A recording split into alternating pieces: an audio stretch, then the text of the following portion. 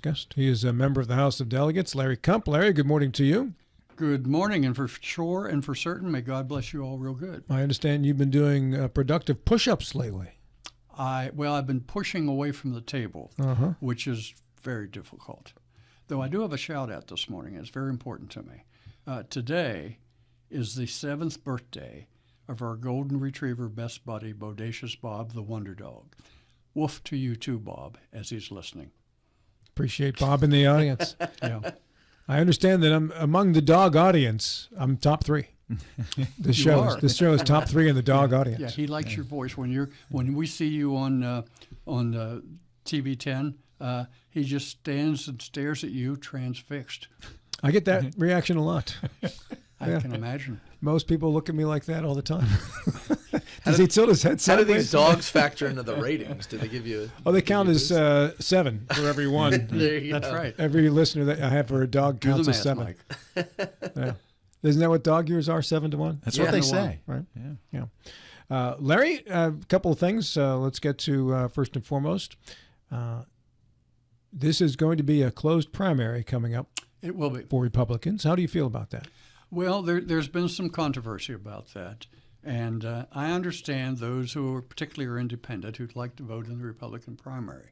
My feeling is if you're not a Republican, you shouldn't vote in a primary. Now, I understand the argument when the Republican Party were the first party to allow independents to vote in primary. They said, well, if people vote in the primary, they're more likely to vote in the general election for the Republican Party in this case. And I understand that. But to me,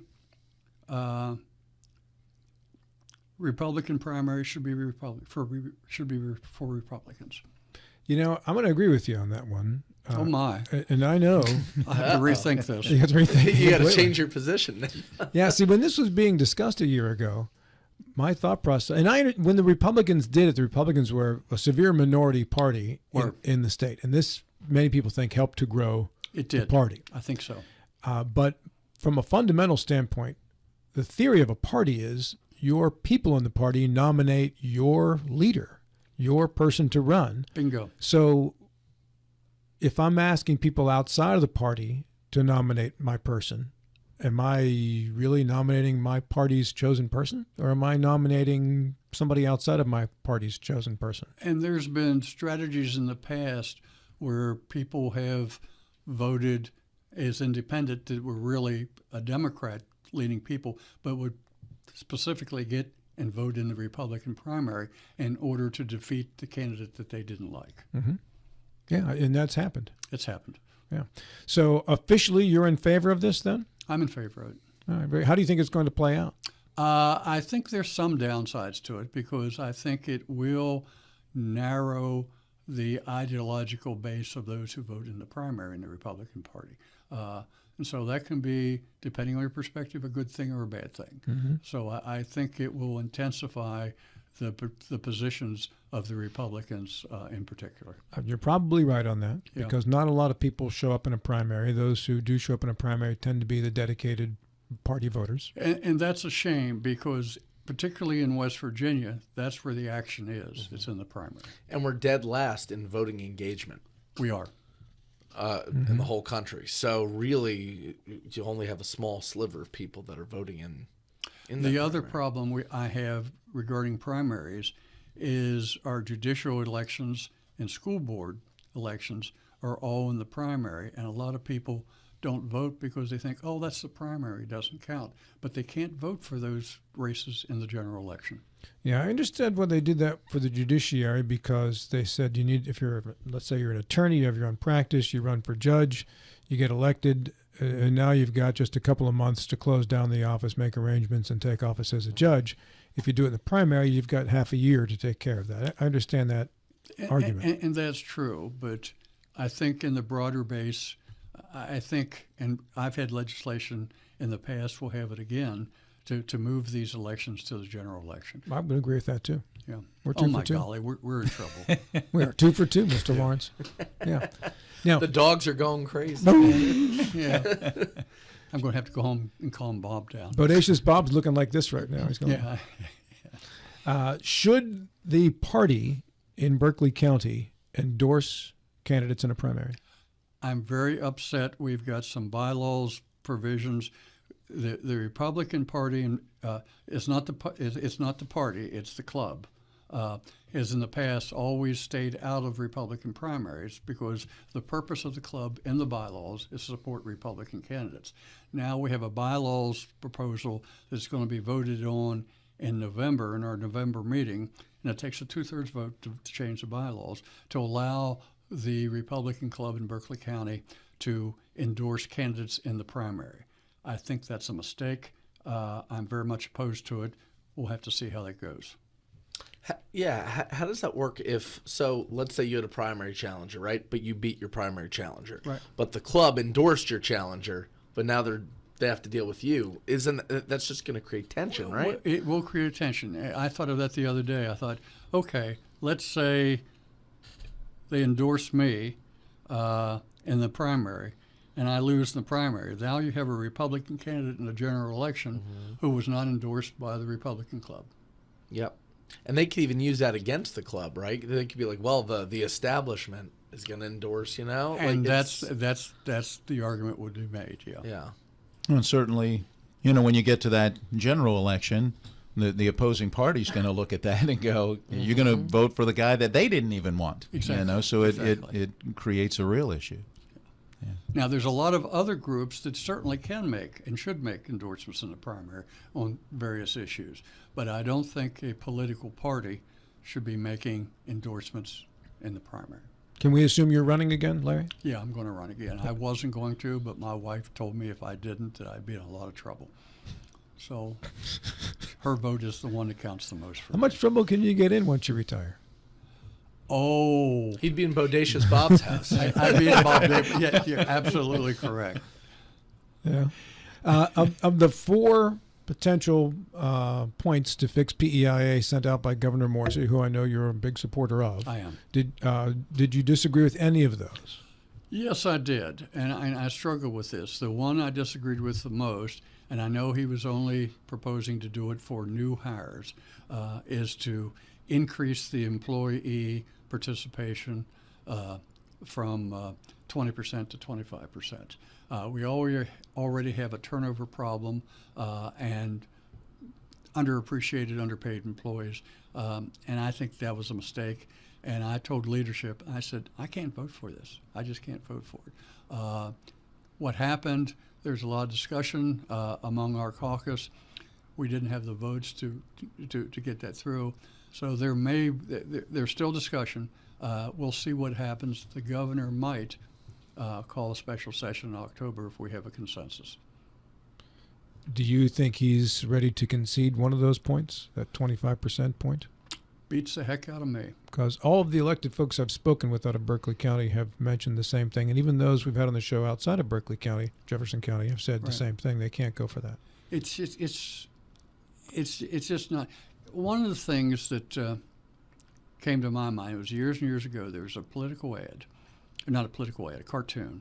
And a father had gathered his wife and his children around, and it was during the bad inflation years we had. And he says, our budget's really tight. We've got to cut something. One of you has to go. I remember that cartoon. And I think that's what we were doing with the public employees with insurance. I said, times are hard. Screw you. We just had the county commissioners on, Eddie Gokenauer, Steve Catlett, and they were talking about the safety tax in Berkeley County. They mentioned some of the delegates who are working hard on behalf of Berkeley County to help them with the funding of the safety services in the community. Where are you on that, Larry? I am absolutely, adamantly against it.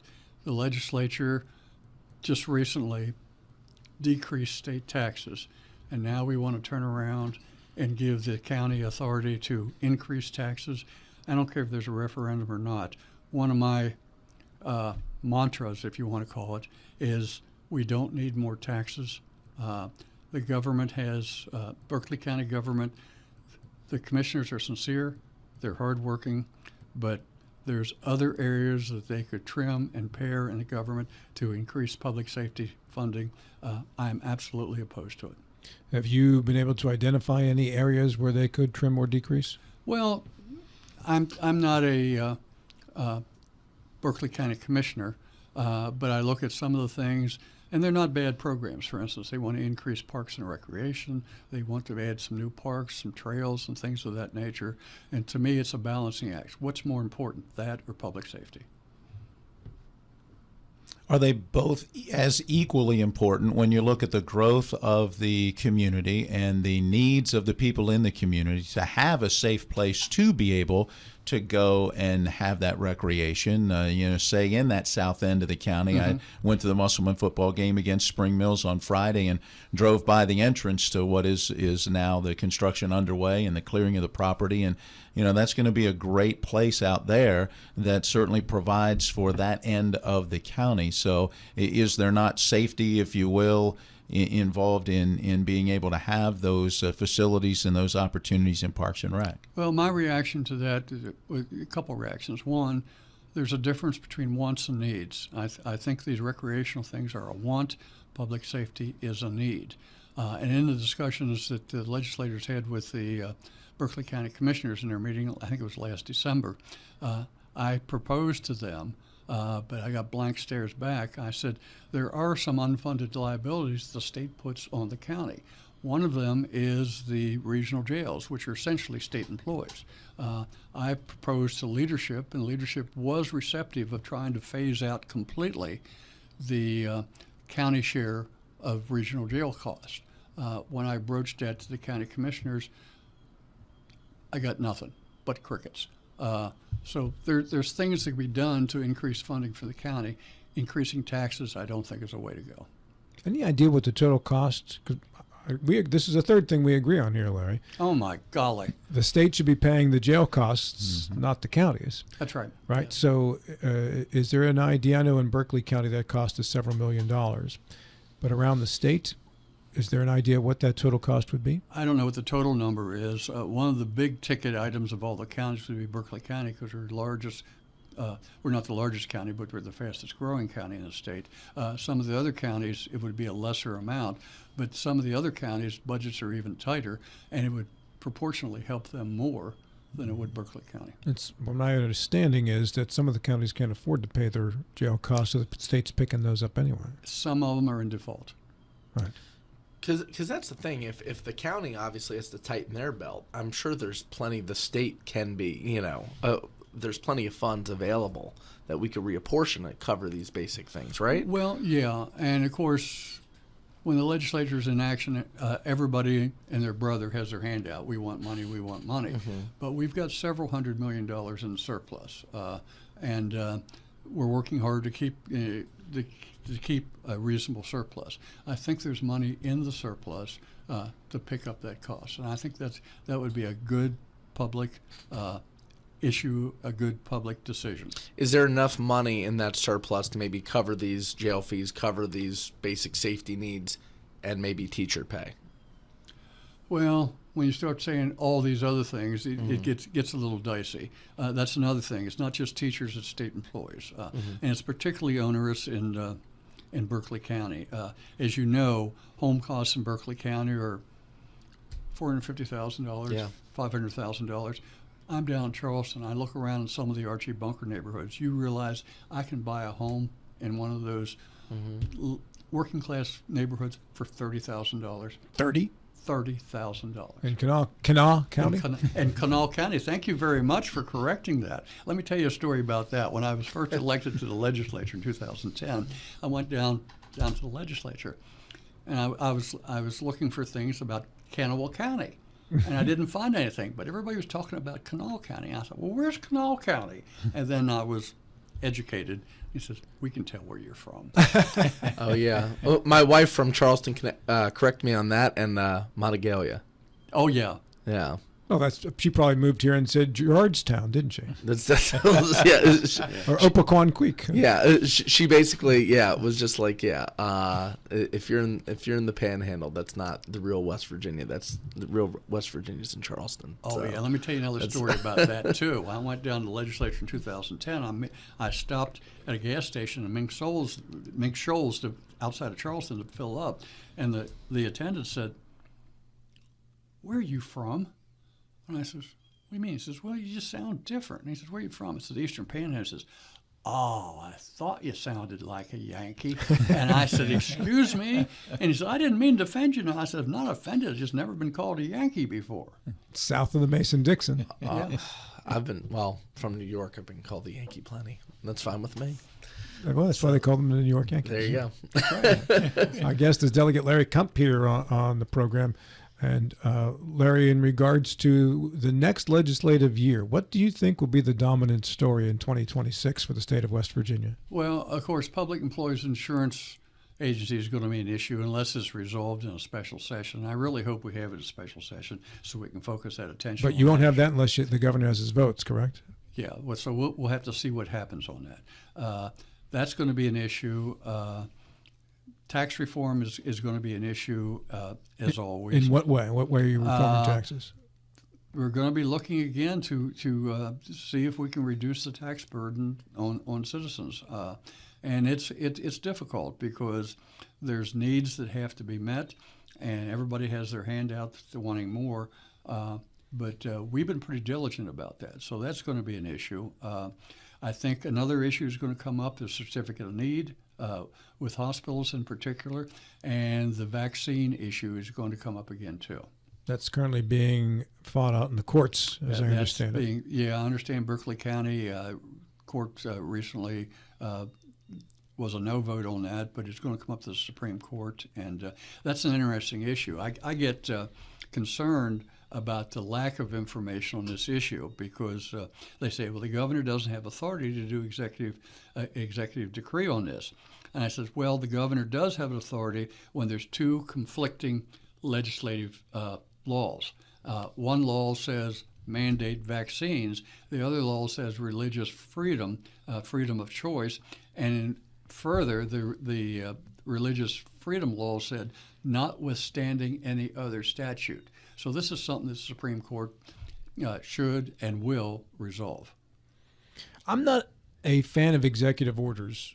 Right. In general. I don't think you probably are as a true constitutionalist either. No. But we do seem to be defaulting to that at the state level and the federal level more and more. Yeah, the way I feel about executive orders is there's a hierarchy. First of all comes the Constitution, then comes the laws, and then comes the state regulations. And the executive order is in the lower tier of that. So I think the governor or the president has to be very, very careful about executive orders. The only justification in my mind of executive orders is when the law is silent or where there's a conflict in the laws. Then it's appropriate. I've become a fan, and the only reason I think I've become a fan, and I think a lot more people are open to one than we wouldn't have been maybe like 10 years ago, is because it's not really that we want to see the power concentrated here. If nothing's moving, whether it's like the governor or, in Washington, something has to be done. And unfortunately, But isn't that the purpose of dividing the powers, the way that they are divided? It is. So the executive doesn't have all the authority? It is, but I do think that I think we live in a unique time where we are being outpaced right now by these people that don't, have basic checks, right? And I do think when it comes to, for example, in the case of like West Virginia, I think is so left behind by all this inaction and like years of legislature that like someone needs to just be like, okay, this is just going to be done today because so many people can't wait. The federal government, the country might have the luxury of waiting and deliberating that process. But in terms of West Virginia, there's people that need help now, services now that have needed this help for like 50 plus years. So I'm a little more open to it in West Virginia. Matt, you're the tiebreaker. I don't know. I'm not a huge fan of the executive orders in that, I think a legislature is the ones that are supposed to be haggling through these things. And maybe that's something after the executive order. Should that be maybe a charge for those legislators to, hey, we better now deal with this issue, which doesn't seem to happen. It seems like the legislatures tend to look, whether it's federal or state, and go, well, okay, the governor and or the president said this, so we'll just walk away from it. Perhaps it should be something that they then look at and go, let's codify this and actually make this law. I also don't think the founders anticipated I think whether it's a state legislature or in Congress, people are kind of paid for division and like entrenched, like they're fundraising off of, maybe a position that is hurting people. Like the ball's not moving forward because it benefits them with fundraising, with their base, things like that. And at the end of the day, we all lose. So I think the average American or West Virginian would want that action. And I think if we had a responsible legislature or people that kind of put, their needs before, maybe their fundraising base or their donors, we wouldn't have to have executive orders. Back to you, Mr. Kump.